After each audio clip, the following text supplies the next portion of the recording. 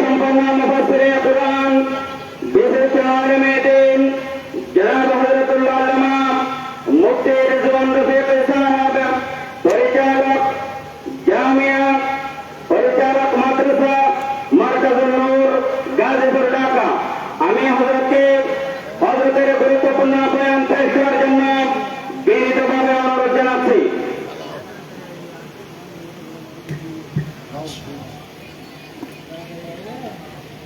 আসসালামু আলাইকুম ওয়া রাহমাতুল্লাহি ওয়া বারাকাতুহু।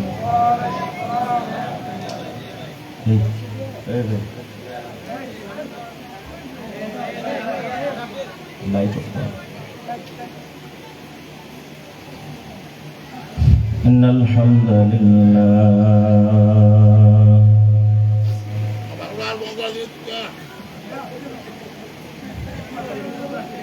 والصلاة والسلام على من لا نبي بعده أما بعد فأعوذ بالله من الشيطان الرجيم. بسم الله الرحمن الرحيم. وما آتاكم الرسول فخذوه وما نهاكم عنه فانتهوا.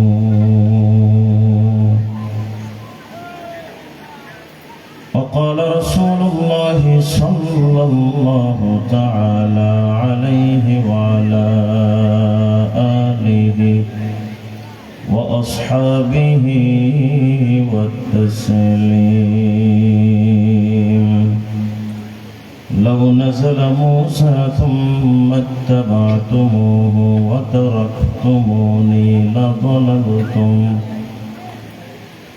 أو كما قال عليه الصلاة والسلام. محبতের সাথে সবাই একটু জিকির করেন, লা ইলাহা ইল্লাল্লাহ।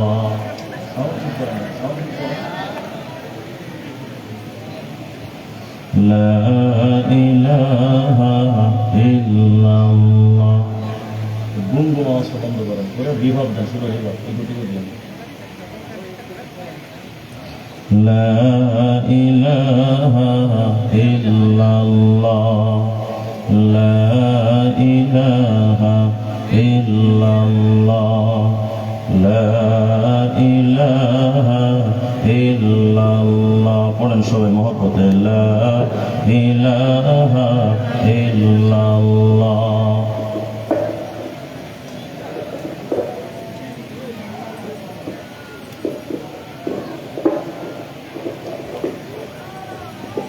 لا إله إلا الله.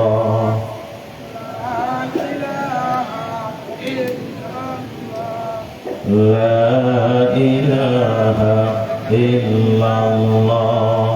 لا إله إلا الله. لا إله إلا الله. لا إله إلا الله. সবাই মুহব্বতে, লা ইলাহা ইল্লাল্লাহ।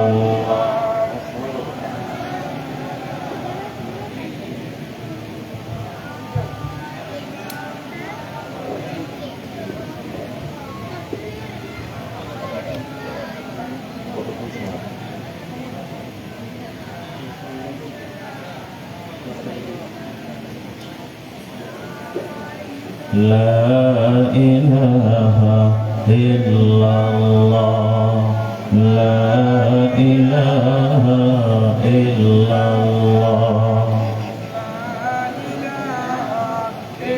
সাড়ে তিন হাত নৌকার খাঁচা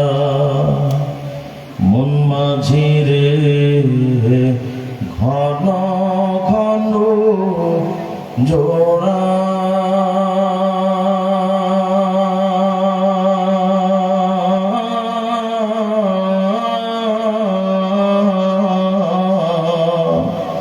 সাড়ে তিন হাত নৌকার খাঁচা মন মাঝিরে ঘন ঘন জোড়া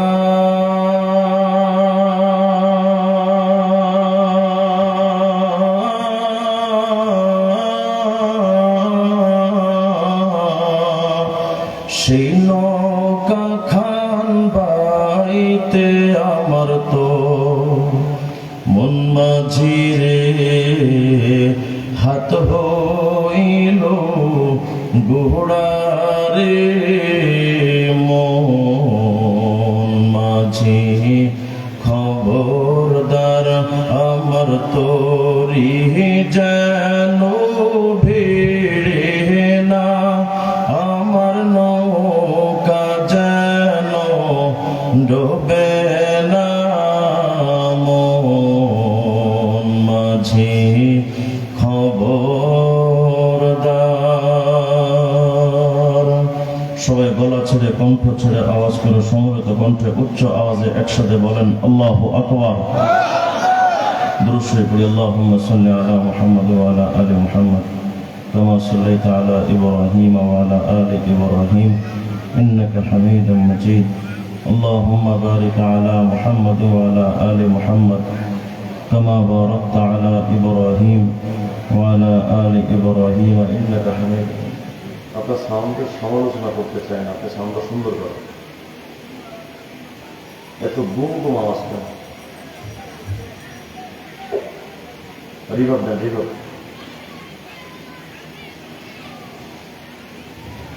উখিয়া উপজেলা অন্তর্গত মরিচ্চা বাজার যুব ব্যবসায়ী সমিতির উদ্যোগে আয়োজিত 14তম বার্ষিক ওয়াজ মাহফিল ও হালকা জিকিরের সম্মানিত সভাপতি হযরত মাওলানা মুফতি হুসাইন আহমদ সাহাব দামাত বারাকাতুহুল আলিয়া, সম্মানিত প্রধান অতিথি হযরতুল আল্লাহ হযরত মাওলানা মুফতি আব্দুল গফুর নদীম দামাত বারাকাতুহুল আলিয়া এবং আজকে মহতি মাহফিলের সম্মানিত প্রধান আলোচক হযরত মাওলানা মুফতি নজরুল ইসলাম কাসিম হাফিজাহুল্লাহ, উপস্থিত ধর্মপ্রাণ মুসলমান ভাইরা, পর্দার অন্তরালে অবস্থানরত আমার মা এবং বোনেরা,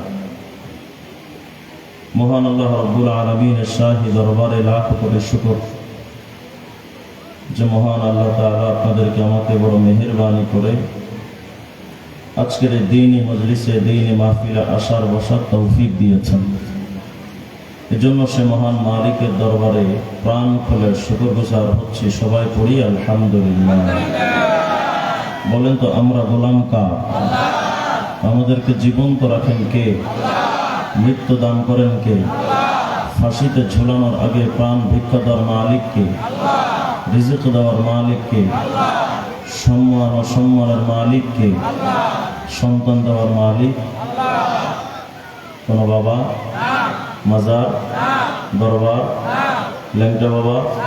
সন্তান দেওয়ার মালিক কে? সাত তবক জমিন আসমানের একচ্ছত্র মালিক একমাত্র কে? সে আল্লাহ তাআলা বড় মেহেরবানি করে আপনাকে আমাকে এখানে এনেছেন।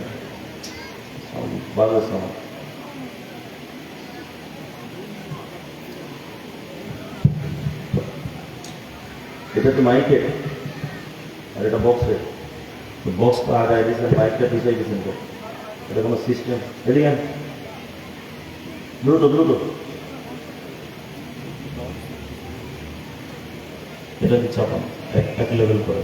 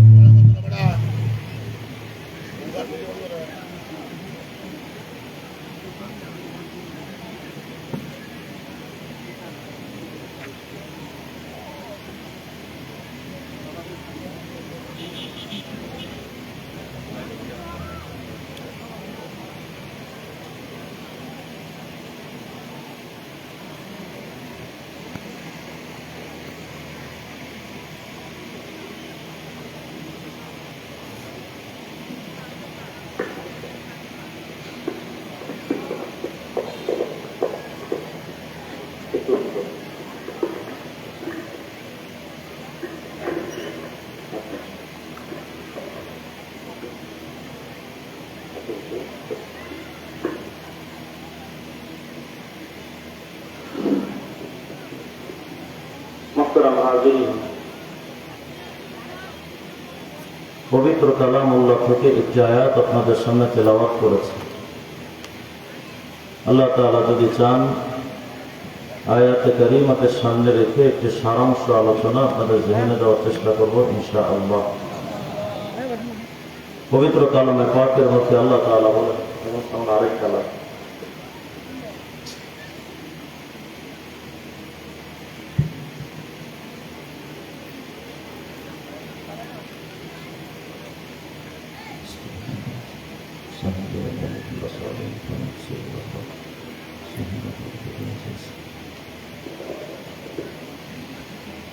কোরআনে কারীমের মধ্যে আল্লাহ তাআলা বলেন, হে রাসূল, আপনি যে দুনিয়াতে গেলেন,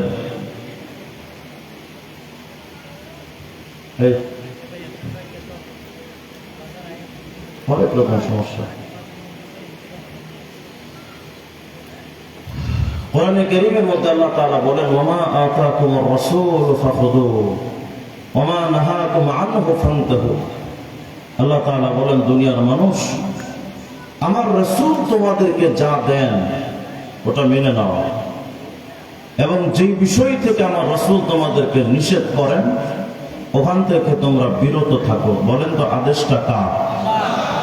তাহলে ব্যক্তি জীবন, পারিবারিক জীবন, সামাজিক জীবন, রাষ্ট্রীয় জীবন, আন্তর্জাতিক অঙ্গন, সকল ক্ষেত্রে মুসলমানের আদর্শ একমাত্র মুহাম্মাদুর রাসূলুল্লাহ সাল্লাল্লাহু আলাইহি ওয়াসাল্লাম। আমরা যারা এখানে উপস্থিত হয়েছি, আমরা বড় ভাগ্যবান উম্মত। কেন? আখিরি নবীর উম্মত হতে পারা এটা বিরাট বড় ভাগ্যের ব্যাপার। ইনসাফের আমল যদি হতো, ন্যায়সঙ্গত আমল, তাহলে এই নবীর উম্মত হওয়ার জন্য আপনি আমি যোগ্য ছিলাম না। আগের যুগের নবীর উম্মতরা অনেক উম্মত ছিলেন যারা আখিরি নবীর উম্মত হওয়ার যোগ্য ছিলেন। হাফেজ আহমদউদ্দিন ইবনে কাসির রাহিমাহুল্লাহ তার কিতাব আল বিদা নেহা নামক কিতাবে লিখেছেন, তাফসীর ইবনে কাসিরের মধ্যে লিখেছেন, হযরত আব্দুল্লাহ ইবনে আমর রাদিয়াল্লাহু আনহু থেকে বর্ণিত হাদিস, যাকার রাসূলুল্লাহ সাল্লাল্লাহু আলাইহি ওয়াসাল্লাম আরবাআতাম মিন বনি ইসরাঈল।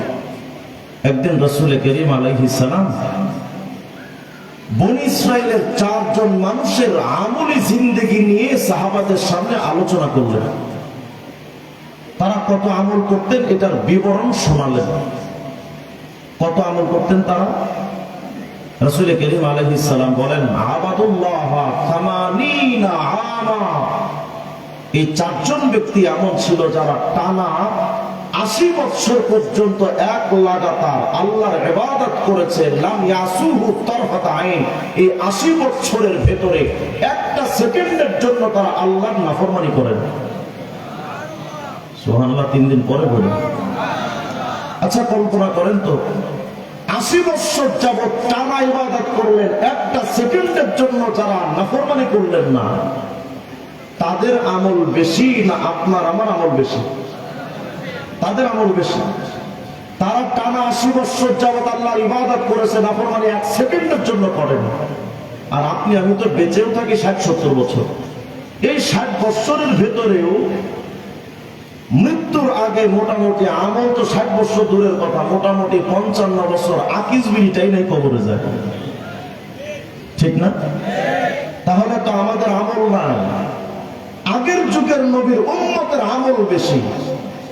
এতটা সত্ত্বেও আল্লাহ পাক এই নবীর আখিরি নবীর উম্মতের বেলায় সিদ্ধান্ত দিলেন, এই উম্মতে মুহাম্মাদি, তোমরা হয়তো আখিরি যুগে এসেছো, সময় কম, আমল কম, হায়াত কম, কিন্তু শোনো, কুনতুম খায়রা উম্মাহ, আগের যুগের যত নবীর উম্মত এসেছে সমস্ত উম্মতের ভেতরে তোমাদের আমল কম হওয়ার পরেও আমি আল্লাহ ঘোষণা দিলাম তোমরাই শ্রেষ্ঠ জাতি। হাদিসের মধ্যে আসছে, হুজুর আকরাম আলাইহিস সালাম বলেন, নাহনুল আখিরুন আস-সাবিকুনা ইয়াউমাল কিয়ামাহ, আমরা তো এসেছি সমস্ত নবীর উম্মতের পরে, কিন্তু হুজুর বলেন কিয়ামতের ময়দানে জান্নাতে যাওয়ার ব্যাপারে আমার উম্মত জান্নাতে যাবে সবার আগে। আচ্ছা, আমল নাই, এতটা সত্ত্বেও এই বিরাট মর্যাদার সম্মান যে পেলাম, ওসিলা তো একমাত্র মুহাম্মাদুর রাসূলুল্লাহ সাল্লাল্লাহু আলাইহি ওয়াসাল্লাম। এই কথাটা কেন বললাম? আমার ভেতরে একটা আফসোস আছে। আফসোসটা হলো, যেই নবীর উম্মতের ওসিলায়, যেই নবীর উম্মত হওয়ার কারণে আপনি আমি এতটা দাম, এতটা মান, এতটা সম্মান, এতটা ইজ্জত, এতটা মর্যাদা মর্তবা পেলাম যেই নবীর ওসিলায়।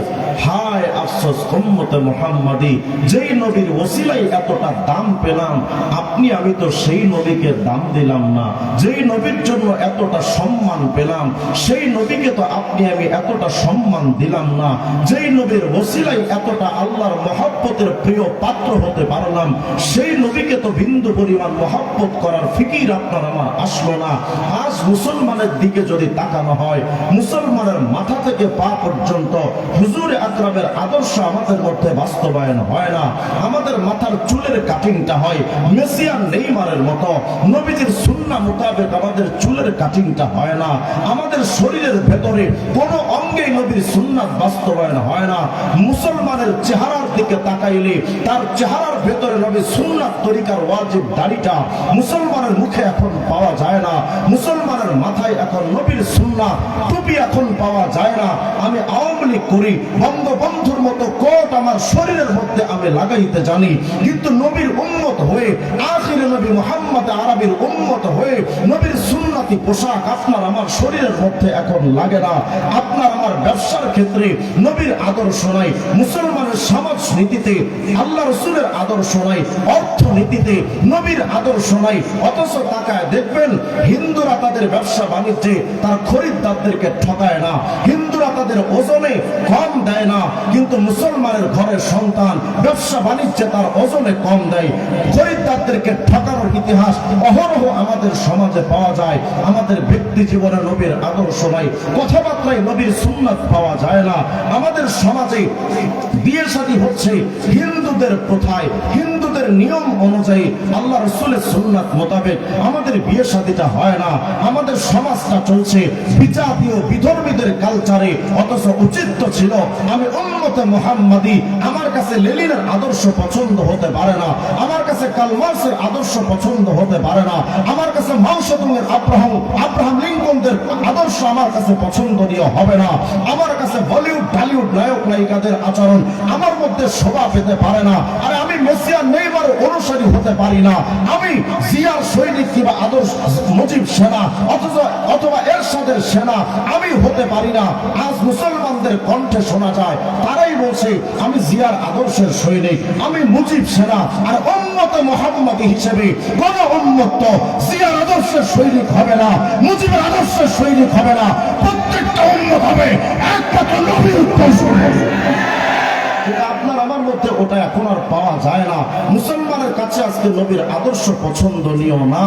হায় আফসোস উম্মতে মুহাম্মাদি, ব্যক্তি জীবনের দিকে তাকাইলে নবীর আদর্শ নাই, ব্যক্তি জীবনে নবীর সুন্নাত মানলাম না, শরীয়তে ইসলামী মানলাম না, পারিবারিক জীবনে নবীর আদর্শ মানলাম না, সামাজিক জীবনে নবীর আদর্শ মানলাম না, রাষ্ট্রীয় জীবনে 54টা বছর চলে গেছে আমার বাংলাদেশের স্বাধীনতার সময়, অর্ধ শতাব্দী পরিবর্তন সব শেষ হয়ে গেল। 72-এর সংবিধানে এই জাতির উপরে চাপিয়ে দেওয়া হয়েছে 4টা কুফরি তন্ত্র। 92% মুসলমানের বাংলার জমিনের সংবিধানে তন্ত্র হওয়ার দরকার ছিল ইসলাম তন্ত্র। বেঈমানরা সেটা দেয়নি, আমাদের কাঁধে চাপিয়ে দিয়েছে তারা গণতন্ত্র নামক কুফরি মতবাদ, সমাজতন্ত্র নামক বেঈমানদের বানানো কুফরি মতবাদ, জাতীয়তাবাদের মতো কুফরি মতবাদ, ধর্মনিরপেক্ষ মতবাদের মতো এই 4টা কুফরি তন্ত্র আমাদের জাতিকে ঘিরিয়ে দিয়েছে। আফসোসের ব্যাপার 54টা বছরে আজ পর্যন্ত বাংলাদেশের মুসলমানের সংবিধানে গণতন্ত্র, সমাজতন্ত্র, জাতীয়তাবাদ, ধর্মনিরপেক্ষ নিরপেক্ষতা মতবাদের কপালে ঝাঁটা পিটা জুতা পিটা করে দাঁড়িয়ে দিয়ে সংবিধানে যে ইসলামতন্ত্র জায়গা দিতে হবে, আজও পর্যন্ত মুসলমানের মাথায় এটা আসলো না। হাই আফসোস, বাংলাদেশের সংবিধানে লেখা হচ্ছে বিসমিল্লাহির রহমানির রহিম, পরম করুণাময় অসীম দয়ালু আল্লাহর নামে শুরু করছি। এই বলে সংবিধান শুরু হলো, ভেতরে গিয়ে দেখা গেল তারা মদের আইন বৈধ করে দিচ্ছে, পতিতালয় বৈধ করে দিয়েছে, ঘুষের আইন বৈধ করে দিয়েছে, অসংখ্য ইসলাম বিদ্বেষী আইন তারা বাস্তবায়ন করেছে। অথচ তারাই বলে দেশটা গণতন্ত্র অনুযায়ী চলবে। তো গণতন্ত্রের অর্থ তো হলো যেদিকে জনমত বেশি সেদিকে রায় যাবে। তাই যদি হয় তাহলে আমার বাংলাদেশের অন্তত 80% মানুষ তো বাংলাদেশের শরীয়তে ইসলামী চায়। সে 80% মুসলমানের কথাকে ভ্রুক্ষেপ না করে কেন গণতন্ত্র চাপিয়ে দেওয়া হলো, কেন সমাজতন্ত্র চাপিয়ে দেওয়া হলো? এখন আওয়াজ উঠানো দরকার। যে সংবিধানে ইসলামের আইন থাকবে না ওই সংবিধান আমি মানি না। মুসলমানের কণ্ঠে তো আওয়াজ উঠানো দরকার ছিল, কিন্তু মুসলমান সেই স্বপ্নটা লালন করে না। আজ মুসলমানকে যদি জিজ্ঞেস করা হয় যে ভাই কেন মাথায় টুপিটা দাও না, কেন দাড়িটা রাখো না, কেন গায়ে পাঞ্জাবিটা লাগাও না, উম্মতে মুহাম্মাদের কণ্ঠের জবাব থাকে হুজুর দাড়ি টুপি পাঞ্জাবি লাগাইলে তো বড় শরম লাগে, হুজুর ওটা লজ্জা লাগে। শোনো উম্মতে মুহাম্মাদি, যেই দাড়ি টুপি নিয়ে চলতে আজ তোমার লজ্জা হচ্ছে, আগামীকাল কিয়ামতে ওই দাড়ি টুপি পাঞ্জাবে নূর ছাড়া দাঁড়াইতে তোমার ভেতরে ভয়ে আতঙ্কে ভেতরে ভূমিকম্প তৈরি হবে। তোমার স্ত্রী তখন তোমার কাজে আসবে না, তোমার নেতা তখন কাজে আসবে না, তোমার বন্ধু বান্ধব কোনো কাজে আসবে না, তোমার পীর কোনো কাজে আসবে না। হায় আফসোস, মুসলমানদের হওয়ার দরকার ছিল ব্যক্তি জীবন থেকে রাষ্ট্রীয় পর্যায় পর্যন্ত ইসলামের আইন আমাদের বাংলাদেশে রাষ্ট্রীয়ভাবে নবীর ইসলামী শরীয়ত বাস্তবায়ন করা হলো না। সেখানে আমাদের আদালতগুলো চলছে বেঈমানদের বানানো আইন দিয়া, আমাদের অর্থনীতি, সমাজনীতি, রাজনীতি সবকিছু চলছে বেঈমানদের বানানো আইন দিয়া।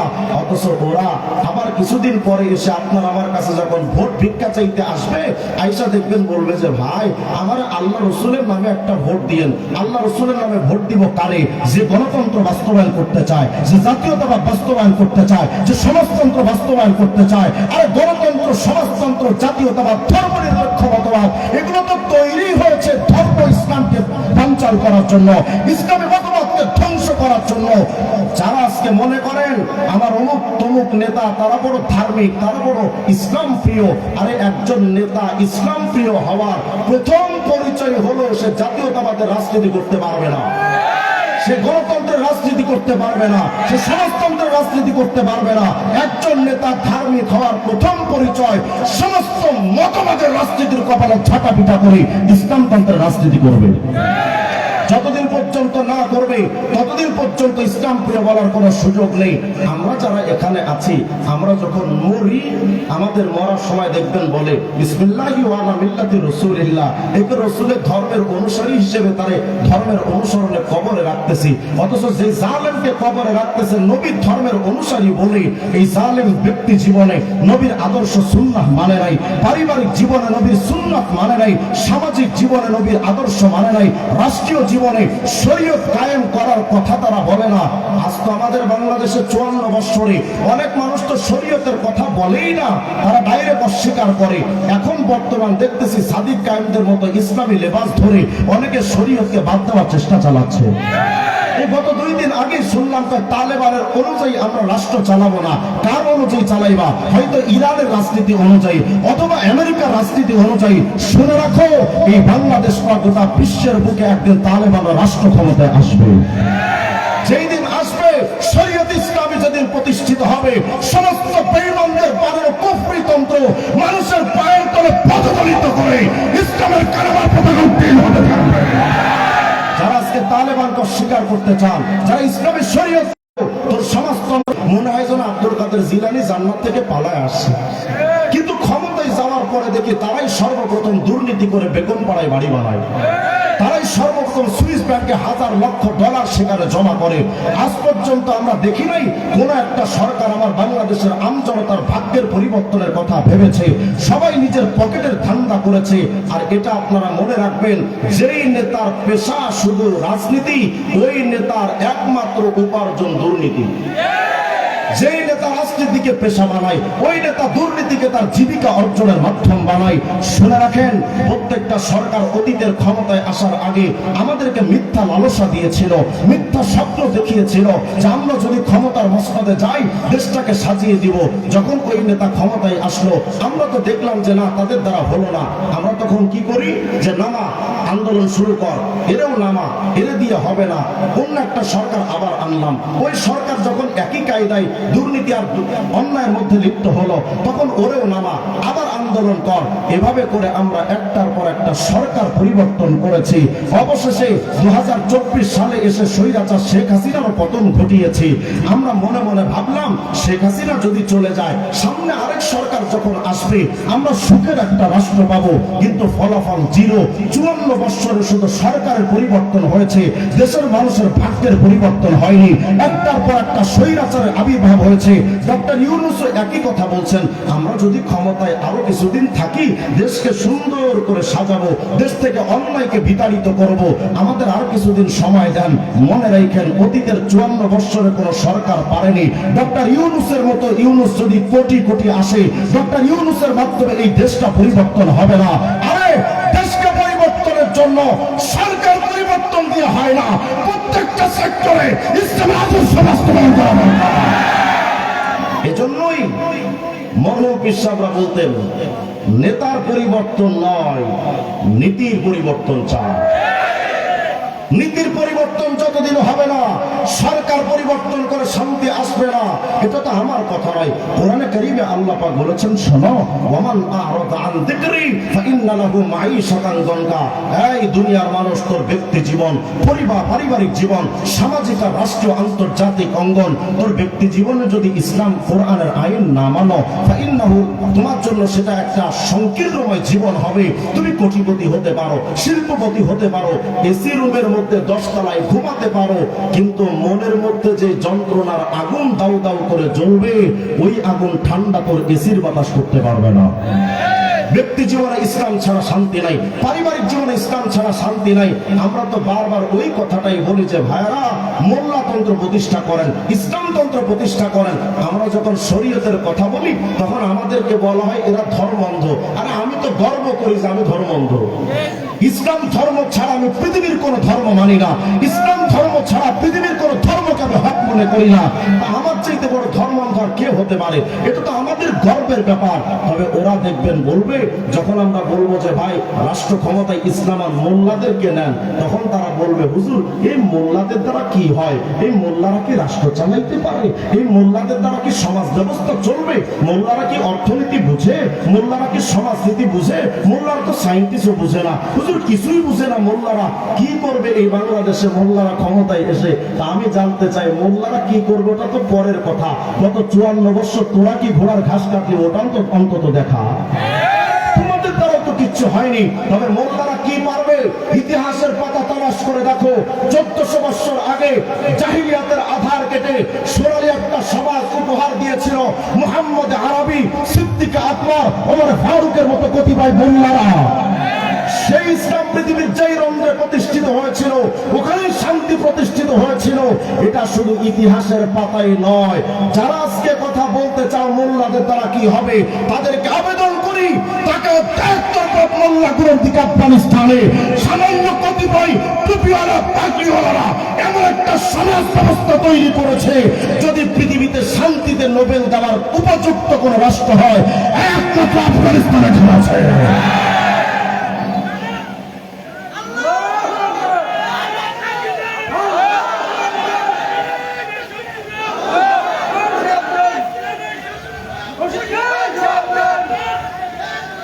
আমি বুঝাতে চাচ্ছি, মোল্লাতন্ত্র ছাড়া পশ্চিমকাল শান্তি আসতে পারে।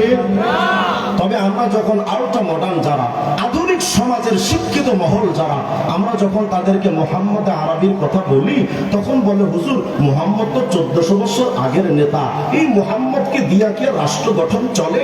আধুনিক যুগের কি কোরআন ইসলাম চলে?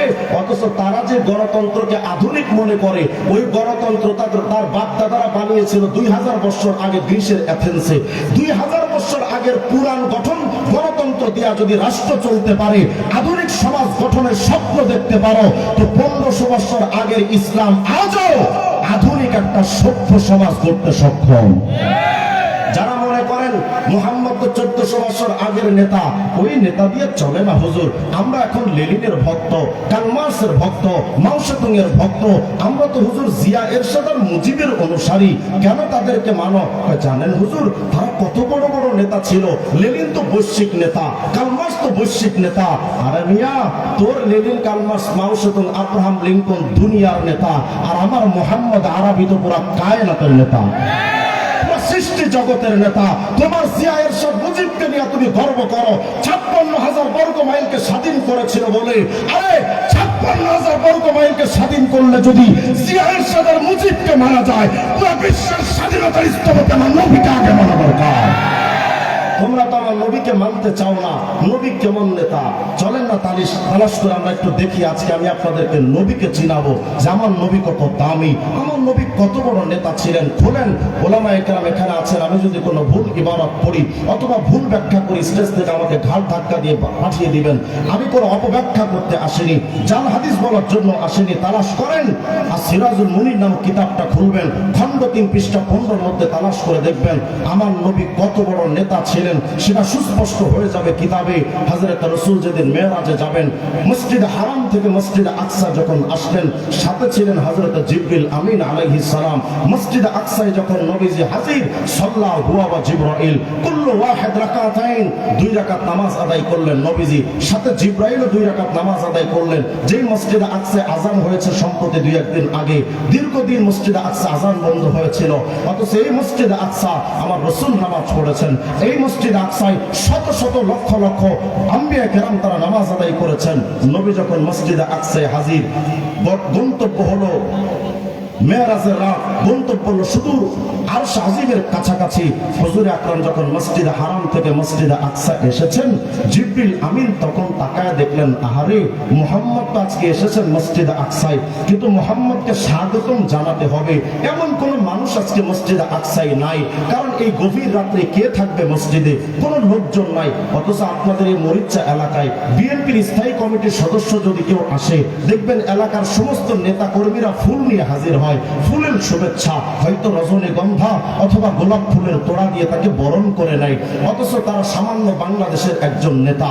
আর সামান্য একটা নেতাকে যদি স্বাগতম জানানোর মানুষের অভাব না থাকে, তো পুরো সৃষ্টি জগতের নেতা তো মুহাম্মদ রাসূলুল্লাহ, তাকে তো স্বাগতম দিতে হবে। কিন্তু জিবরিল আমিন তাকায় দেখলেন মেরাজের ওই রাত্রে মসজিদে আকসায় কোনো লোকজন নাই। কি করেছিলেন জিবরাইল জানেন? ফাআযানা জিবরাইল আল মালায়েকা, জিবরিল আমিন ফেরেশতাদেরকে ডাক দিলেন, আসো আল্লাহর ফেরেশতারা, কে কোথায় আছো? মসজিদে আকসায় আসো। সমস্ত ফেরেশতারা নাযালাত মিনাস সামা, আসমান থেকে ফেরেশতারা কাতারে কাতারে নাজিল হয়ে গেলেন। ওয়া হাসারা লাহু জামিআল মুরসালিন ওয়াল আম্বিয়া, সমস্ত নবীগণ এসেছেন। মসজিদে আকসায় ইকামত হয়ে গেল।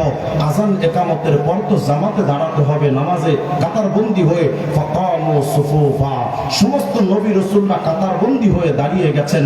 ইয়ানতাজিরুনা মাইয়া উম্মুহুম, কিন্তু আজকে সবাই অপেক্ষমান।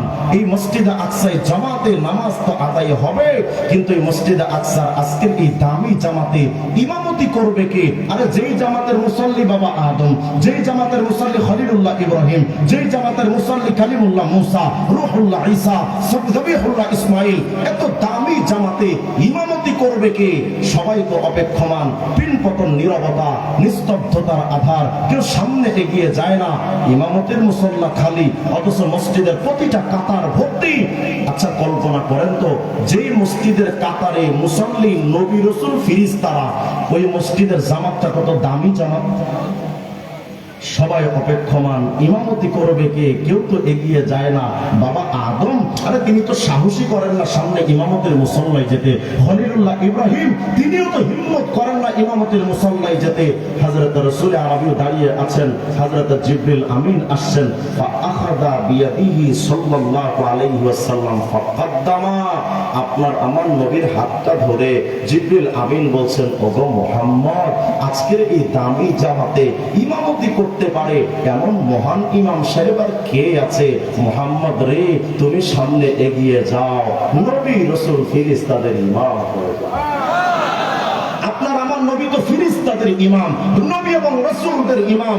হায় আফসোস, যে নবীকে ইমাম বানাতে পারেন, নেতা হিসেবে কবুল করতে পারেন, হযরত আদমের মতো নবী, নূহের মতো নবী, ইব্রাহিমের মতো নবী, কি হলো মুসলমান আজ তোমার ব্যক্তি জীবনে হয়তো টুপির ক্ষেত্রে নবীকে নেতা মেনেছো, দাড়ির ক্ষেত্রে হয়তো নবীকে নেতা মেনেছো। তুমি যদি নবীকে চিনতে, রাষ্ট্রীয়ভাবে নবীর আইন ছাড়া কোনো আইনে তুমি পেশাব করতে না। কিন্তু আপনি আমি তো মানলাম না, তো না মানেন, পুরা দুনিয়ায় যদি নবীকে না মানেন, আমার নবীর কি আসা যাবে বলেন? আপনার আমার নবীর তো কিচ্ছু আসা যাবে না।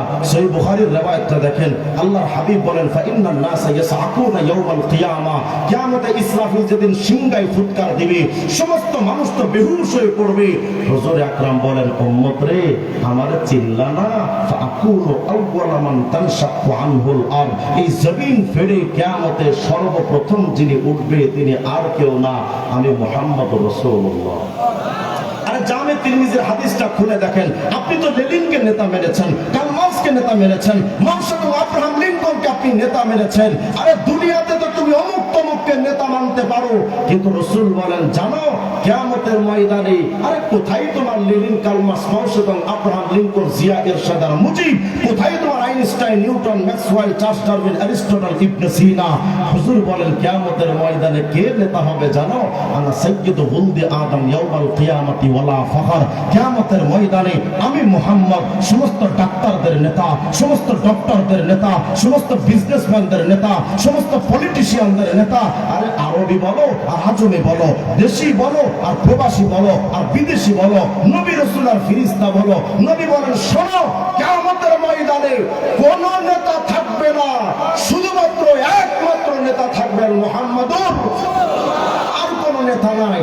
সেই নবীর নেতৃত্ব আপনি আমি মানলাম না, ওই নবীর সুন্নাতের টুপির নিচে আসলাম না, ওই নবীর দাড়ির নিচে আসলাম না, ওই নবীর পাঞ্জাবির নিচে আসলাম না, ওই নবীর ইসলামের শরীয়তের বিধানের মধ্যে আপনি আমি আসলাম না, তো কি হবে? পুরা দুনিয়া যদি আমার নবীকে না মানে, আমার নবীর কিচ্ছু আসে যাবে না। খোলেন জামে তিরমিজির হাদিসের কিতাব, আল্লাহ রাসূল বলেন, এই উম্মত, তোমরা তো আমারে মানো না, কিন্তু কিয়ামতে কারা মানবে আমাকে জানো?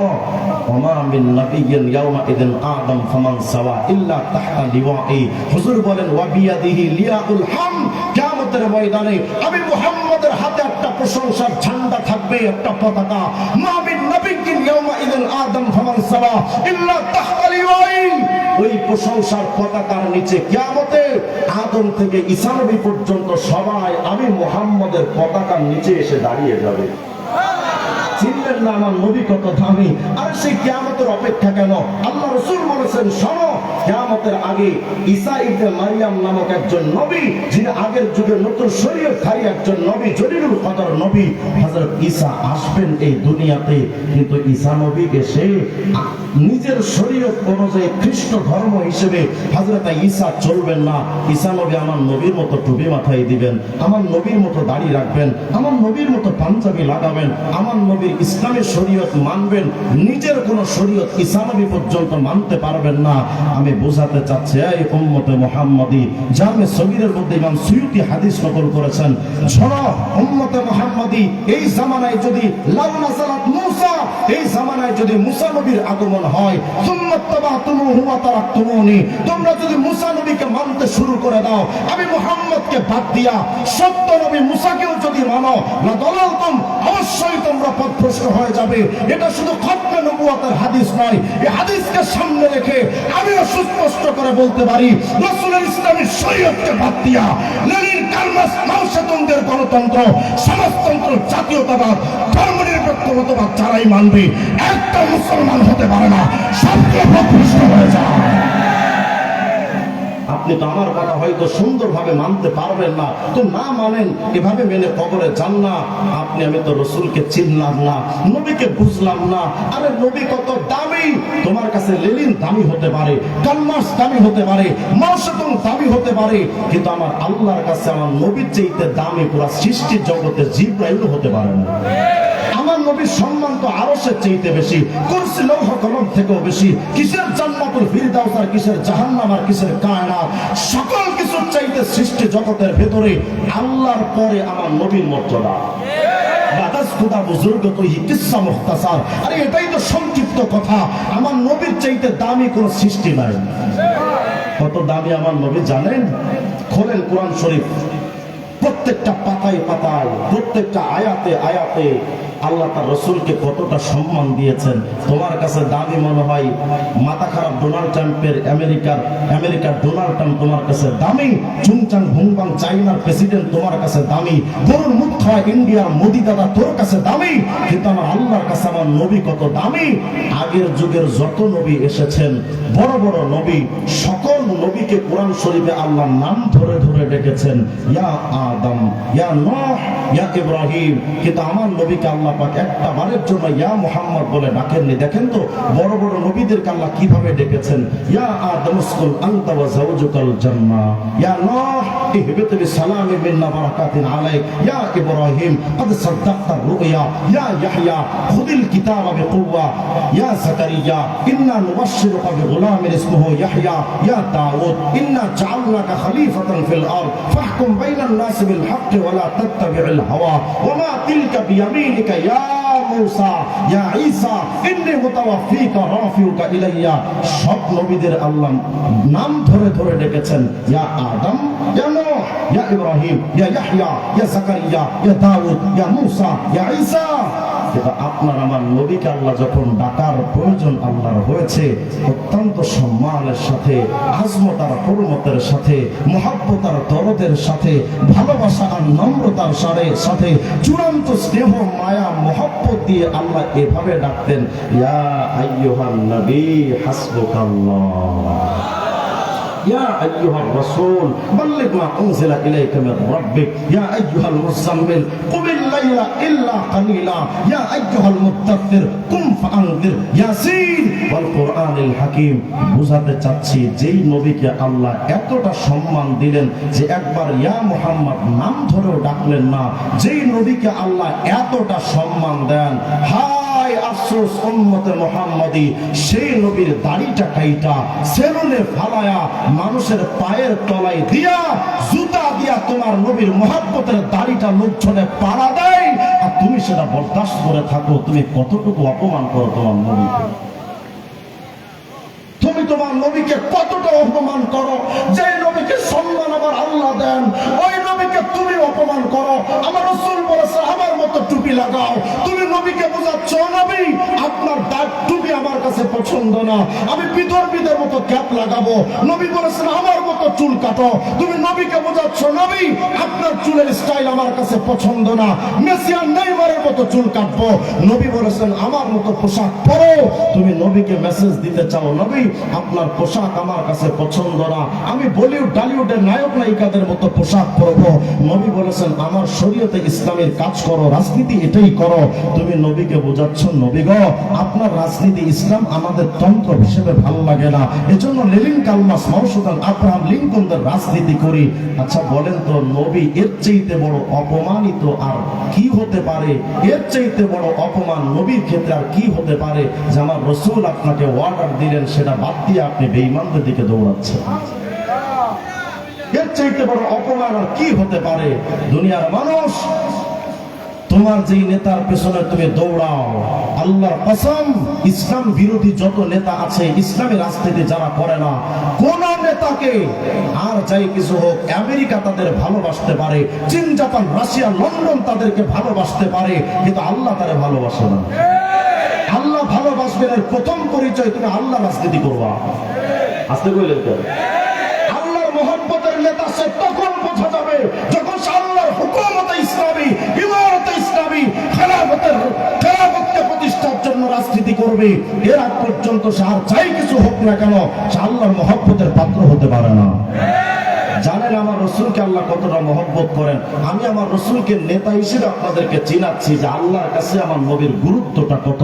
যদি এটা বুঝে মুসলমান, টুপি ছাড়া চলবে না, দাড়ি ছাড়া চলবে না, পাঞ্জাবি ছাড়া চলবে না, নবীর ইসলামতন্ত্রের রাজনীতি ছাড়া কোন রাজনীতির পেছনে মুসলমান চলবে না।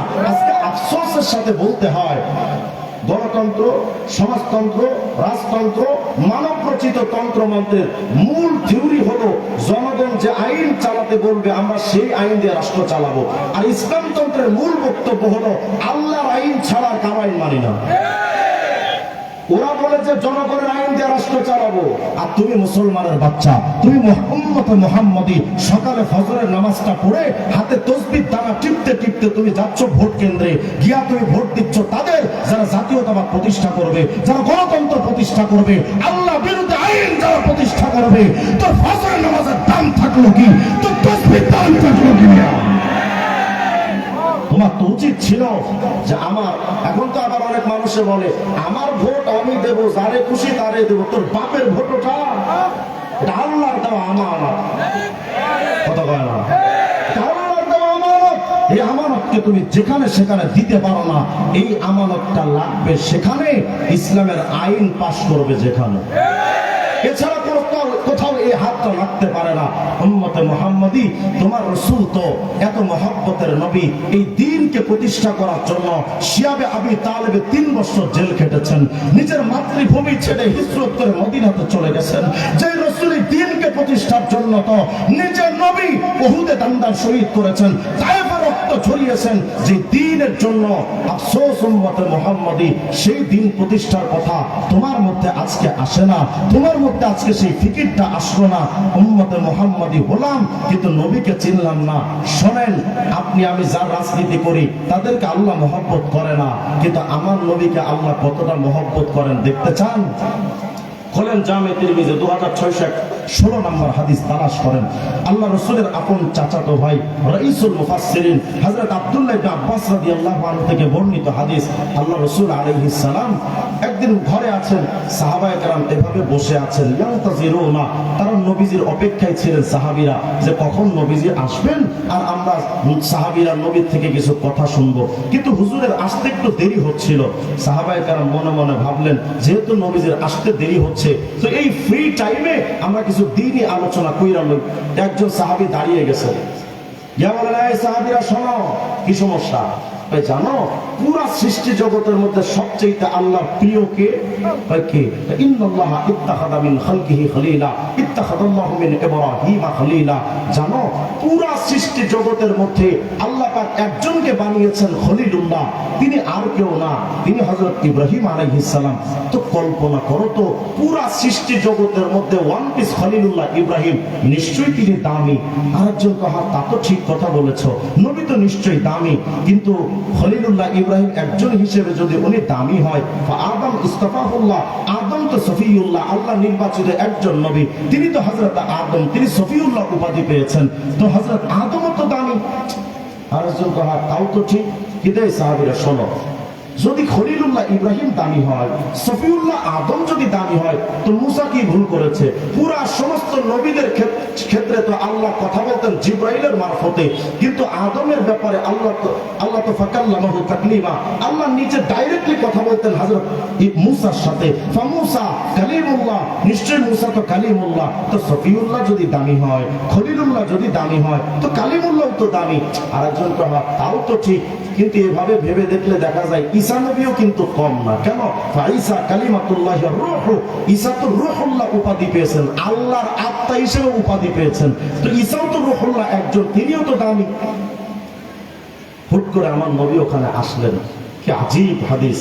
রাসূল এসে সাহাবীদের আলোচনা শুনে নবীজি বলছেন, সাহাবীরা শুনতে পেলাম তোমরা বলছিলে আদম সফিউল্লাহ, ইব্রাহিম খলিলুল্লাহ, মুসা কালিমুল্লাহ, ঈসা রূহুল্লাহ। হ্যাঁ হ্যাঁ সাহাবীরা, আদম তো সফিউল্লাহ, ইব্রাহিম তো খলিলুল্লাহ, মুসা তো কালিমুল্লাহ, ঈসা তো রূহুল্লাহ, মগর আমি মুহাম্মদ হাবিবুল্লাহ।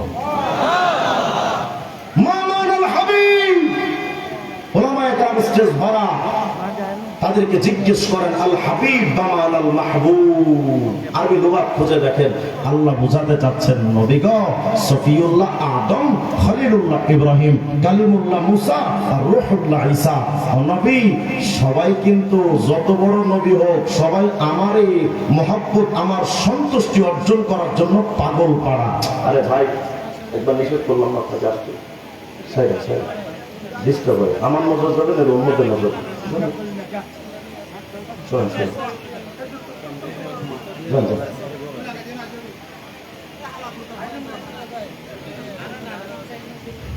আওয়াজ দিয়ে বলেন আল্লাহু আকবার। আল্লাহ বুঝাতে চাচ্ছেন নবী গো, সফিউল্লাহ আদম, খলিলুল্লাহ ইব্রাহিম, কালিমুল্লাহ মুসা আর রূহুল্লাহ ঈসা। ও নবী আপনি জানেন, আল্লাহ যেন বোঝান, নবী শোনেন, সফিউল্লাহ আদম, সফিউল্লাহ হয়েছেন ঠিক, কিন্তু সফিউল্লাহ আদম, ইন্না আদম ওয়া হাওয়া বাকায়া মিআতাই সানা, টানা 200 বছর আদম হাওয়া কেঁদেছিলেন, টার্গেট একটা, আল্লাহ জান্নাতে নিষিদ্ধ বৃক্ষ থেকে খেয়ে ফেলেছি, আল্লাহ মাফ করেন, মাফ করেন। 200 বছর কেঁদেছেন আদম, টার্গেট একটা, আমি আল্লাহকে খুশি করা। নবী খলিলুল্লাহ ইব্রাহিমের কথা বলেন, খলিলুল্লাহ ইব্রাহিম তো নমরুদের আগুনে ঝাঁপ দিয়েছেন, নিজের সন্তানকে পর্যন্ত জবাহ করতে উদ্যত হয়েছিলেন, টার্গেট ছিল শুধুমাত্র একটা, আমি আল্লাহকে খুশি করা। নীল দরিয়ায় ঝাঁপ দিয়েছেন নিশ্চিত মৃত্যু জেনে কালিমুল্লাহ মুসা, টার্গেট ছিল একটা, আমি আল্লাহকে খুশি করা। রূহুল্লাহ নিজের জীবনকে উৎসর্গ করতে প্রস্তুত ছিলেন, রূহুল্লাহ ঈসা, টার্গেট ছিল একটা, আমি আল্লাহকে খুশি করা। আল্লাহ বোঝাতে চাচ্ছেন নবী গো, সফিউল্লাহ আদম, খলিলুল্লাহ ইব্রাহিম, কালিমুল্লাহ মুসা, রূহুল্লাহ ঈসা, সবাই তো আমি আল্লাহকে খুশি করতে চাই। আর আমি আল্লাহ ঘোষণা দিচ্ছি সূরা দুহার 5 নম্বর আয়াত, ওয়ালা সাউফা ইউতিকা রাব্বুকা ফাতারদা। নবী সবাই তো আমারে খুশি করতে চায়, আর আমি আল্লাহ তোমারে খুশি করতে চাই। যেই নবীকে আল্লাহ খুশি করতে চান, আপনি আমি কি সেই নবীর খুশিটা কোনোদিন চেয়েছি? সেই নবীর খুশি তো ইসলাম প্রতিষ্ঠার ভেতরে, সেই নবীর খুশি তো সুন্নাত পালন করার ক্ষেত্রে। আজকে অন্তত একটা সিদ্ধান্ত নেন, আগামী নির্বাচনে আমি আমেরিকার খুশি করব না, চীন, রাশিয়া, জাপানের খুশি করব না, আমি আগামী নির্বাচনে কোন বেঈমান পত্তনদের খুশি করব না, লেনিন, কার্মাস, মাও সেতুংদের খুশি করব না। আগামী নির্বাচনে ইসলাম প্রতিষ্ঠার ভোট দিয়ে নবীকে খুশি করতে চাই। প্রস্তুত থাকবেন তো ইনশাআল্লাহ? হয়তো ভাবতে পারেন হুজুর, এই রাজনীতির ওয়াজ করার জন্য কি আপনাকে আনা হয়েছে? আরে আল্লাহ রাসূলের ইসলাম প্রতিষ্ঠার কথা বলা যদি রাজনীতি হয়, আমি পৃথিবীর সবচেয়ে বড় রাজনীতিবিদ হতে চাই। এটা অসুবিধা কোথায়? রাসূল আরবিকে চিনলাম না তো আপনি আমি? আহা, আল্লাহ তাআলা তার রাসূলকে কতটা মহব্বত করেন। নবীর প্রশংসার আলোচনা কি এক রাত্রে শেষ হয়? দেখেন তো আল্লাহ তার রাসূলকে কতটা ভালোবাসেন। এটা বোঝানোর জন্য একটা ছোট্ট করে আপনাদেরকে উদাহরণ দেই। আপনাদের মরিচ্চা বাজারে মনে করেন যেই ছেলেরা, যেই যুবকরা মেয়েদের সাথে প্রেম করে, দেখবেন যেই ছেলে যেই মেয়ের সাথে প্রেম করে, ওই ছেলেটা নিজের নাম আর তার প্রেমিকার নাম হাতের মধ্যে 2 অক্ষর নিয়ে, নামের 2 অক্ষর শুরু অক্ষর নিয়ে হাতের মধ্যে ট্যাটু করে। ফর এক্সাম্পল, মাসাল এভাবে লেখে S+M। এমন ভাব ধরছেন যে হুজুরে প্রেম প্রীতি জীবন আমরা শুনি নাই, আব্দুল কাদের জিলানী লেখে না, লেখে না তো সারা শব্দ দিয়ে। মুসলমানের সাউন্ড তো জীবনে ডাউন হবে না। মুসলমানের সাউন্ড যখন ডাউন হয় তখন মুমতাজ ভাবি আর কাউয়া কাদেরও চিল্লায়। মুসলমানের কণ্ঠে যদি আওয়াজ বলিষ্ঠ হয়, গৌর গোবিন্দর দোসর শেখ হাসিনার মতো স্বৈরাচারও টিকতে পারে না। আওয়াজ দিয়ে বলেন আল্লাহু আকবার। হাতের মধ্যে প্রেমিক তার প্রেমিকার নাম লেখে পাশাপাশি, শুধু হাতের মধ্যে না, বুকের মধ্যে লেখে, দেওয়ালে দেওয়ালে লেখে, বাথরুমে বাথরুমে লেখা রাখে।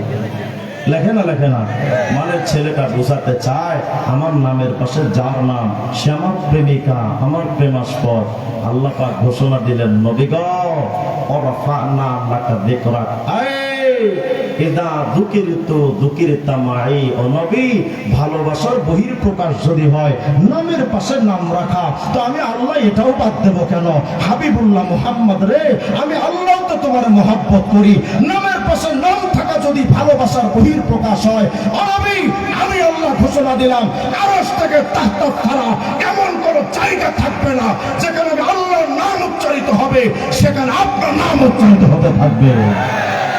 প্রমাণ দেখতে চান তো খোঁজেন আল মাওয়াহিবুল লাদুনিয়া, আল্লামা কাসতালানী রাহমাতুল্লাহ আলাইহির লেখা। আমাদের তাহিরিরা তো আল্লামা কুস্তানি কয়, আল্লামা কাসতালানী রাহমাতুল্লাহ তাআলা আল মাওয়াহিবুল লাদুনিয়া দ্বিতীয় নম্বর খণ্ডের মধ্যে লিখেছেন, দেখেন তো এই যুব সমাজ, মেসি আর নেইমারের মতো চুল কাটো কেন? মেসির নামটা ফিফা টুর্নামেন্টের উল্লেখযোগ্য জায়গায় আছে, তার নাম অনেক উপরে, এজন্য তুমি মেসি আর নেইমারকে ভয় পাও, মহব্বত করো। তো দেখো না নবীর নামটা কত উপরে।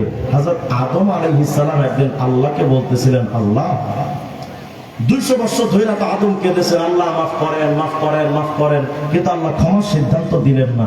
একদিন আদম আলাইহিস সালাম আল্লাহকে বলতেছেন, আল্লাহ 200 বছর ধরে তো কাঁদলাম, ক্ষমা তো করলেন না, তো আমি আদম আজকে নতুন একটা স্টাইলে আপনার কাছে ক্ষমা চাচ্ছি, কি বলতে চাও বলো? হযরত আদম বলেন, আল্লাহুম্মা আসআলুকা বিহাক্কি মুহাম্মদ। আল্লাহ আমি আদমকে মুহাম্মদের ওসিলায় মাফ করে দেন। আরো জোরে কোন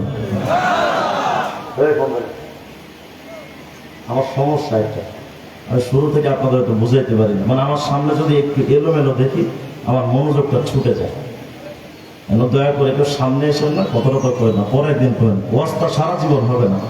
আওয়াজ দেখুন, আল্লাহু আকবার। আদম আলাইহিস সালাম আল্লাহকে বলেছেন, আল্লাহ আমি আদমকে মুহাম্মদের ওসিলায় মাফ করে দেন। আহলে হাদিসের ভাইরা অনেকে বলে মুহাম্মদ রাসূলুল্লাহর ওসিলা দিয়ে দোয়া করা জায়েজ নাই, এদের বয়ান শোনাই জায়েজ নাই। এই হাদিসটার ক্ষেত্রে সনদের ব্যাপারে অনেকে কথা বলতে পারল, আল্লামা কাসতালানী বলেছেন হাদা হাদিসুন সহিহ, এটা সহিহ সনদে বর্ণিত হাদিস। তা আদম আলাইহিস সালাম আল্লাহকে বলেছেন, আল্লাহ আমি আদমকে মুহাম্মদের ওসিলায় মাফ করে দেন।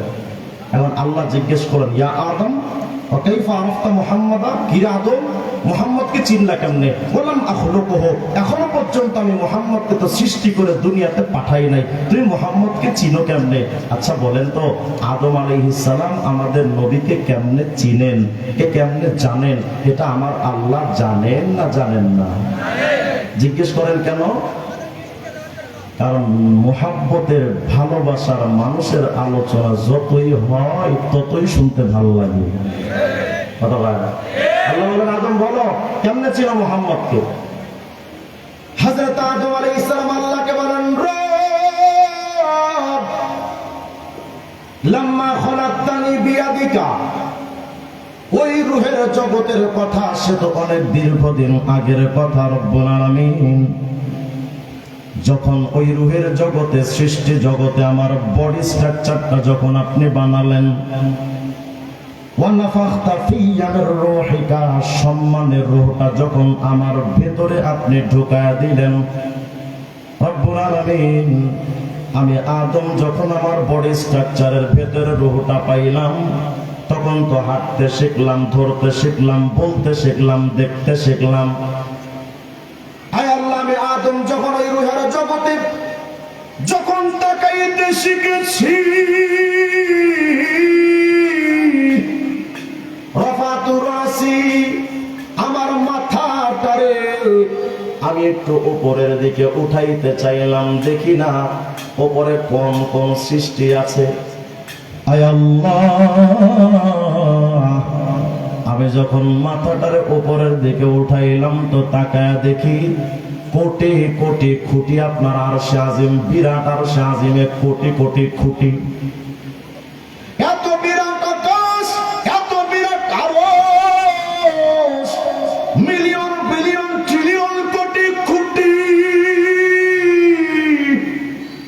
আল্লাহর খুঁটিগুলোর দিকে যখন আমি তাকাইলাম, ফারাইতু কলামি আল আরশি মাকতুবুন আলাইহা লা ইলাহা ইল্লাল্লাহ মুহাম্মাদুর রাসূলুল্লাহ। আওয়াজ দিয়ে বলেন আল্লাহু আকবার। রব্বুল আলামিন আমি আদম ওই আরশের খুঁটিগুলোর দিকে যখন তাকাইলাম, আমি তাকায় দেখি কোটি কোটি খুঁটির এক পাশে তোমার নাম, আরেক পাশে নবী মুহাম্মদুর রাসূলুল্লাহর নাম। তখন আমি বুঝে নিয়েছি যে মুহাম্মদ সাধারণ কোনো মানুষ নয়। যে নবীকে আপনার আমার রব এতটা ভালোবাসেন, আল্লাহ পাক ওই নবীর ব্যাপারটা এমন ভাবে জাতির সঙ্গে তুলে দিলেন, শুনো তুমি নামাজ পড়লে আল্লাহরে চাও হবে না,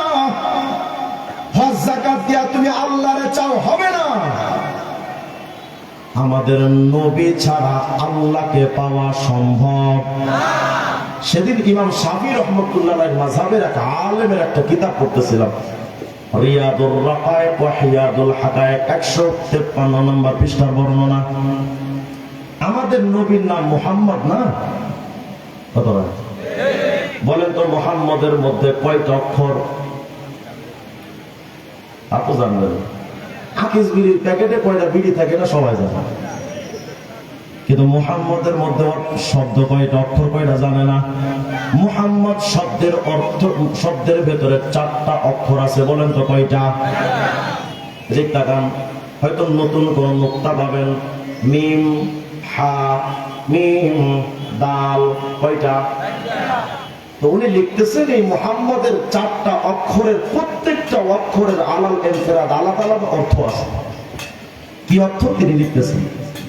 মিম আল উলা ইশারাতুন ইলাল মুলকিল আউয়াল ওয়া হুয়া দুনিয়া। মুহাম্মাদের প্রথম মিম মানে মুলকে আউয়াল, অর্থ দুনিয়া। মিম আস-সানিয়া ইশারাতুন ইলাল মুলকি সানি ওয়া হুয়াল আখিরা। দ্বিতীয় মিম মানে মুলকে সানি, অর্থ আখিরাত। মাঝখানের হা ইশারাতুন ইলার রাহমা, হা মানে আল্লাহর রহমত। শেষের দাল ইশারাতুন ইলাদ দাওয়াম, দাল মানে সদা সর্বদা। ভালো করে বোঝেন, মুহাম্মাদের প্রথম মিম মানে দুনিয়া, দ্বিতীয় মিম মানে আখিরাত, হা মানে রহমত, দাল মানে সদা সর্বদা। যেন আমাদের নবীর নামটা মুহাম্মদ দিয়া আল্লাহ পাক বুঝাইলেন, হে দুনিয়ার মানুষ শুনো, দুনিয়া থেকে আখিরাত পর্যন্ত সদা সর্বদা আমি আল্লাহর রহমত যদি পেতে চাও, তোমাদের কাছে একমাত্র মাধ্যম হলো আমার মুহাম্মদকে মানবে, তাছাড়া আর কোনো উপায় না। সারাদিন তুমি হাক্কু হুক্কু কাক্কু কুকু জিকির করবা, নবীর সুন্নাত নাই। শয়তান পাওয়া যায়, রহমান পাওয়া যায়। তোমাদের বাংলাদেশে কিছু বাবার মুরিদ আছে, কয় কিচ্ছু লাগে না, বাবা হলেই চলে। আছে না নাই? আমার বাংলাদেশে তো বাবার অভাব নাই। ওরে বাবা, কোটি কোটি বাবা। এরা আবার ঘোষণা দেয় কেরামান কাতিবিন, রোজ হাসরের দিন আল্লাহর কাছে যদি করে অভিযোগ, আমি বলবো দুনিয়ায় ছিলাম ল্যাংটা বাবার লোক। উপায় থাকবে? মনে মনে ভাবলাম, তুই ল্যাংটার মুড়ি দেয় যদি গান বানাইতে পারস, আমিও তো কবি মাদ্রাসার পোলা বিখাউস, আমিও কম না। গান আমিও একটা বানাইছি, কই না থাক করে সমালোচনা করে না। কিরামান কাতিবিন পাইবে যেদিন, তোরা যারা ছিলি ল্যাংটা বাবার লোক, তোদের জুতা মাইরা কইব জাহান্নামে গানটাতে সুবহানাল্লাহ। গানটা যদি এমন হতো, কিরামান কাতিবিন রোজা হাসরের দিন আল্লাহর কাছে যদি করে অভিযোগ, আমি বলবো দুনিয়ায় ছিলাম মুহাম্মাদের লোক। मोमिन जो फिदा नक्श काफे पाया नबी हो जीर कदम आज भी आलम का खजीना, साहिल से लगे कभी मेरा भी सफीना, देखेंगे कभी शौक से मक्का व मदीना, गर सुन्नत नबवी की करे पैरवी उम्मत, तूफान से निकल जाएगा फिर उसका सफीना, आदम के लिए फख्र ये आली नसबी, आदम के लिए फख्र ये आली नसबी है, मक्की मदनी हाशिमी ओ मुत्तलिबी है। तुम्हें যে নেতার জন্য এতটা পাগল, ওই নেতা তোমার জন্য পাগল না। তুমি তো নেতার জন্য পাগল, আর নেতা দুইটা জিনিসের জন্য পাগল, ভোট, নোট। আপনি বলেন যে নেতা কয় জিনিসে পাগল? ভোট, নোট, চিনেননি? টিয়া টিয়া, এই দুইটা জিনিসের পাগল হলো নেতা। নেতাদের মুখে মিষ্টি অন্তরে বিষ, তার নাম পলিটিক্স। আপনি বলেন যে আরো জোরে কন। তোমার নেতা তোমার জন্য পাগল না, কিন্তু মায়ার নবী উম্মতের জন্য পাগল। জীবনের একটা সেকেন্ড সময় নবীর এমন যায় নাই যে সময় নবীজির উম্মতের ফিকির ছিল। কথা বলে না? সুবুল সালাম নামক কিতাবের 30 নম্বর পৃষ্ঠার বর্ণনা খুঁজেন। আম্মা জানা আয়েশা সিদ্দিকা বলেন, হে দুনিয়ার মানুষ জানো,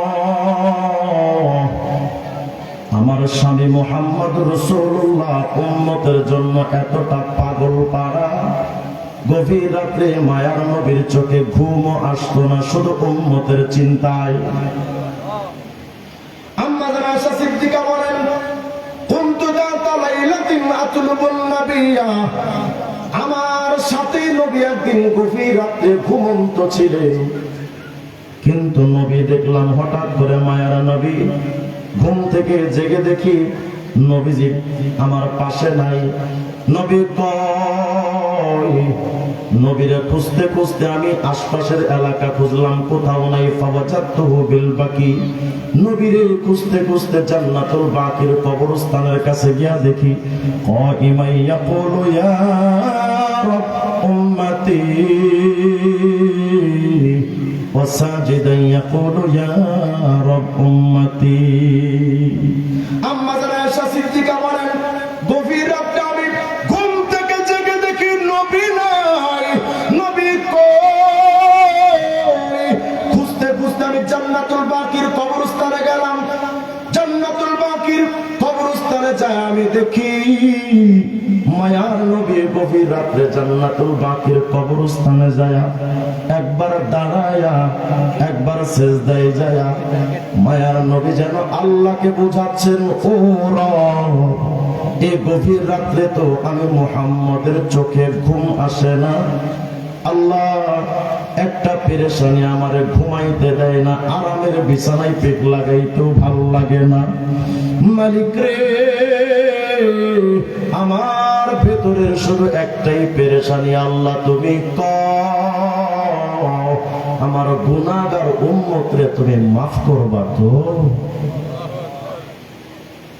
আম্মা জানা আয়েশা দূর থেকে, আমার সময় শেষ, এদিক থেকে নাকি, আম্মা জানা আয়েশা দূর থেকে বলেন, ও নবী, আনাসিতাল কুরআন আলি আজালি হাদিল উম্মাহ, নবী গো, আমার তো মনে হয় আজকে আপনি উম্মতের দরদে কুরআন শরীফটা পর্যন্ত ভুলে গেছেন। আমাদের নবীর উম্মতের দরদের ব্যাপারে আল্লাহ পাক ফয়সালা দেন, ফালা আল্লাকা বাখিউন নাফসাকা আলা আথারিহিম ইল্লাম ইউমিনু বিহাদাল হাদিসি আসাফা। আল্লাহ বলেই ফেললেন, নবী গো, উম্মতের জন্য আপনার যে দরদ, আমার মনে হয় কখন জানি আপনি স্ট্রোক করে হার্ট অ্যাটাক করে মারা যান, কখন জানি আপনি শেষ হয়ে যান। আল্লাহর নবী আয়েশা সিদ্দিকা বলেন, আয়েশা, যতদিন দুনিয়াতে থাকবো, মা দুমতু ফিল হায়াত ইয়াকুলু ইয়া রাব উম্মতি, যতদিন দুনিয়াতে থাকবো আমার কণ্ঠে আওয়াজ থাকবে উম্মতি উম্মতি। এমন কি রে আয়েশা, ফাইদা দাখালতু ফিল কবরি আকুলু ইয়া রাব উম্মতি। আয়েশা রে, যেই দিন আমি কবরে ঢুকবো ওই দিন আমার জবান থেকে একটা আওয়াজ বের হতে থাকবে, উম্মতি উম্মতি। শেষ একটা রিওয়ায়াত শোনা আমি বিদায় নিচ্ছি। শাহ আব্দুল আজিজ মুহাদ্দিসে দেহলভী রাহমাতুল্লাহ আলাইহি তার কিতাবের মধ্যে এটা বর্ণনা করেছেন। আল্লাহর হাবিব যখন ইন্তেকাল করেন, মায়ার নবী দেহ মোবারকটারে কবরের ভিতরে যারা রাখবেন, মায়ার নবীর দেহ মোবারকটাকে নিয়ে যারা কবরে রাখতে গেছেন, এর মধ্যে একজন সাহাবীর নাম ছিল হযরত কুসাম ইবনে আব্বাস রাদিয়াল্লাহু আনহু। আব্বাস রাদিয়াল্লাহু আনহুর একজন সন্তান হযরত কুসাম। সিয়ারু আলামিন নুবালার মধ্যে আসে কুসামকে দেখতে কানা ইউশবিহু বিন নবী সাল্লাল্লাহু আলাইহি ওয়াসাল্লাম। কুসামকে দেখতে অনেকটা আমাদের নবীর মতো দেখতে ছিল, এতটা সুন্দর। وكان آخر من خرج من لحد رسول الله صلى الله عليه وسلم কবর থেকে মায়ার নবীর দেহ মোবারকটারে কবরের মধ্যে রেখে যারা কবর থেকে বের হয়ে এসেছিলেন, এদের মধ্যে সর্বশেষ যিনি বের হন এর নাম ছিল হযরত কুসাম ইবনে আব্বাস। আব্দুল হক মুহাদ্দিস দেহলভী রাহমাতুল্লাহ আলাইহি ফারসিতে কিতাবে লিখেছেন, শোনো, এই সময় হযরত কুসাম ইবনে আব্বাস রাদিয়াল্লাহু আনহু যখন কবর থেকে উঠবেন, কুসাম মনে মনে ভাবছেন, আরে দুনিয়াতে সাহাবীদের মনে কোনো কষ্ট থাকলে তো রহমাতুল লিল আলামিনের দরবারে চলে যেত, রহমতের সুন্দর চেহারার দিকে তাকালে সাহাবীদের মনের কষ্টগুলো লাঘব হয়ে যেত। কিন্তু আজকে তো মায়ার নবীর বিদায়, আর তো নবীর কোনদিন দেখার ভাগ্য হবে না। জনমের মতো শেষবার নবীর চেহারা মুবারকটার দিকে একটু তাকালোই না।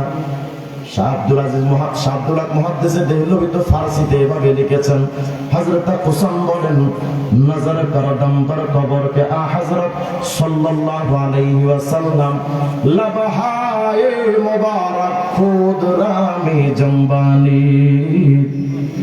হযরত কুসাম বলেন, আমি যখন শেষ নজর নবীদের দিকে দেওয়ার জন্য নজর করলাম, আমি তাকায় দেখি মায়ার নবীর ঠোঁট মোবারক আজকে কবরে শুয়ে শুয়েও নবীদের ঠোঁটটা এমন নড়াচড়া করতেছে। আমি বুঝলাম নবী কিছু বলতেছেন, কিন্তু কি বলেন আমি বুঝলাম না। হযরত কুসাম বলেন, বাস দোষ পেশ তাহাওয়ে দাস্তাম, আমার কান্টারে আমি মায়ার নবীর ঠোঁট মোবারকের কাছে আমার কান্টারে নিলাম, দেখি না নবী কি বলেন, শুনতে চাইলাম। আমি যখন আমার কান্টারে মায়ার নবীর ঠোঁট মোবারকের কাছে নিলাম, শানিদামকে আ হযরত ফরমাত, ইয়া রাব্বি উম্মতি। আমি আমার কান্টারে মায়ার নবীর ঠোঁট মোবারকের কাছে যখন নিয়েছি, আমি শুনতে পাচ্ছিলাম আজকে কবরে শুয়ে শুয়েও মায়ার নবী ফিস ফিস আওয়াজ দিয়া বলতেছেন, ও আল্লাহ, আমার গুনাহগার উম্মতরে মাফ কইরা দেন। এই নবীর সুন্নাতটা কিভাবে আপনাদের ছেড়ে দেই বলেন তো? নবীর সামনে তো দাঁড়ানো লাগবে আমাদের, নাকি লাগবে না? শেখ হাসিনার সামনে মাথায় দাড়ি পাল্লা সিল নিয়ে দাঁড়াইতে যদি আপনি ভয় পান, খালেদার সামনে যদি নৌকা সিল নিয়ে দাঁড়াইতে ভয় পান, আখিরাতে বিশ্ব নেতা মুহাম্মদ রাসূলুল্লাহর সামনে ইসলামের পতাকা ছাড়া নবীজির সামনে কেমনে দাঁড়াবেন? কেমনে দাঁড়াবেন? এজন্য আজকে থেকে আপনার আমার একটাই ফিকির হোক, আমার ব্যক্তি জীবন থেকে রাষ্ট্রীয় পর্যায় পর্যন্ত ইসলাম ছাড়া, নবীর আদর্শ ছাড়া আমি আর কিচ্ছু মানব না। মানা যাবে ইনশাআল্লাহ? আল্লাহ তাআলা আমার ভাইদেরকে কথাগুলোর প্রতি আমল করার তৌফিক দান করেন। আল্লাহ তাআলা আজকের এই মজমাকে কবুল করেন। মাওলানা নজরুল ইসলাম কাসিমি সাহেব উনি চলে আসছেন, আমরা একসাথে আসছি, উনি তাড়াতাড়ি চলে আসবেন ইনশাআল্লাহ। আখিরে মোনাজাত করে সবাই যাবেন। যারা আয়োজন করেছেন তাদের প্রতি আমাদের কৃতজ্ঞতা।